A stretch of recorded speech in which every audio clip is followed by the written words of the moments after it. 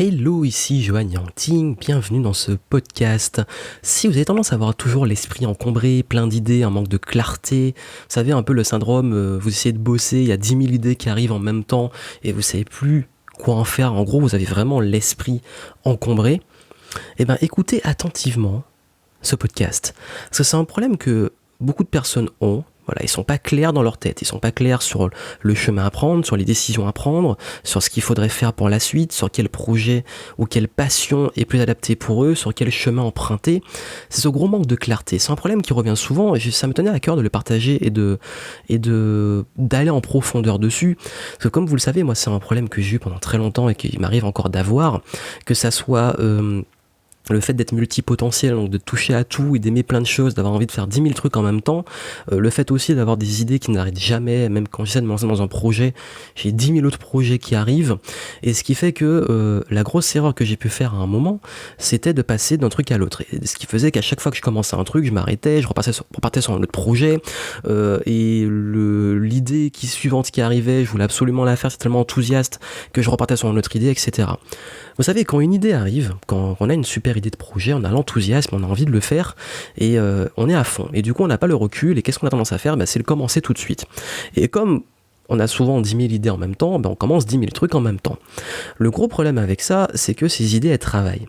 C'est-à-dire que si vous êtes en train de faire une tâche, en train de travailler, je sais pas, vous travaillez sur un article ou un script, et pendant que vous travaillez dessus, vous avez une super idée d'un nouveau concept que vous pourrez lancer dans un nouveau format et que vous avez vite envie de faire une vidéo, de partir dans ce tournage-là.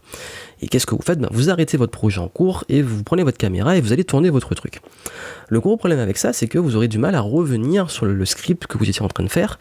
Et en même temps, si vous restez sur le script et que vous pensez à la vidéo que vous devez faire, vous allez plus être focus sur le script et vous allez vous dire « mince, j'aimerais tellement faire ça » et vous allez être déjà sur 2 tâches. Et pendant ça, vous avez encore une idée, vous dites « ah mais tiens, mais je pourrais envoyer un mailing et faire une promo sur tel produit ».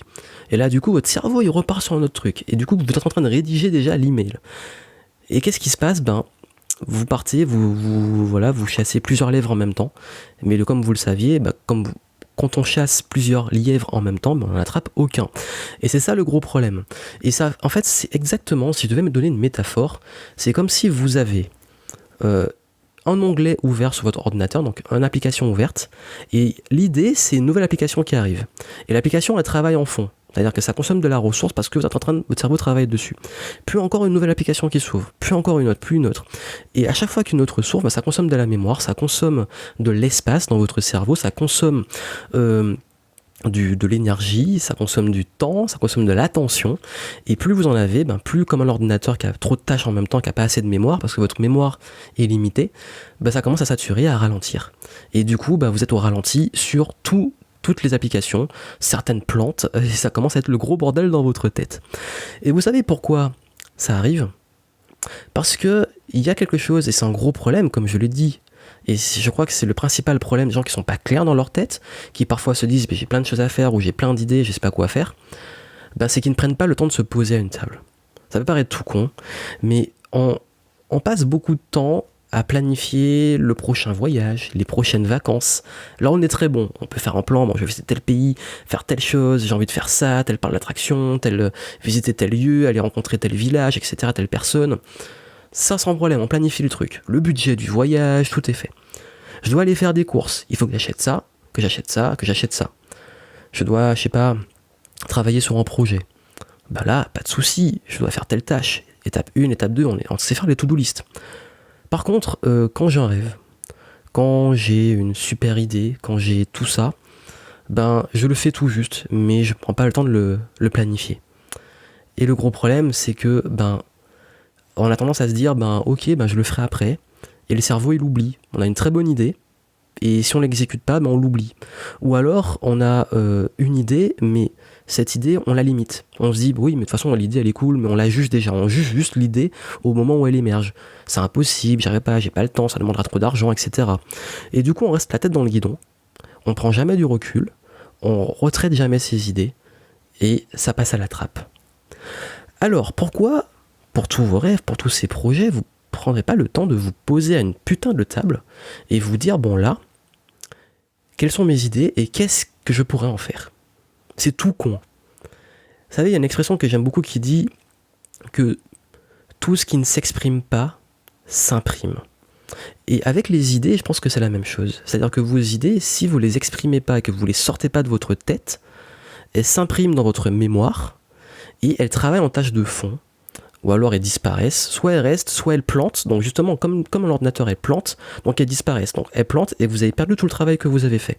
Donc vous avez perdu l'idée. Vous dites, ah mais j'avais une super idée, mais je l'ai oubliée. Ou alors, l'idée, elle est là, et elle travaille, elle consomme de la ressource, mais elle travaille. Et du coup, il y en a 10 000 en même temps. Comment gérer ça ? Sortez-les de la tête, posez-vous à une table, prenez une feuille, prenez un carnet et notez vos idées. Et ça peut paraître tout con, mais cette révélation-là, j'ai lu lors d'une discussion avec l'un de mes mentors. Et j'ai discuté avec lui, j'ai dit, il me disait, il comprenait pas mon problème. Et il dit, ouais, mais en fait, ça marche bien pour toi, t'as envie de passer au niveau supérieur, mais tu sais déjà tout. Et c'était ça en fait le problème. Parce que le problème, il voyait pas d'où il venait parce qu'il savait que je savais déjà tout. Mais le gros problème, c'est que je savais déjà tout, mais que j'en faisais rien. Je savais déjà tout, mais je prenais pas le temps de me mettre à une table et de me dire comment j'implémentais tout ce que je savais.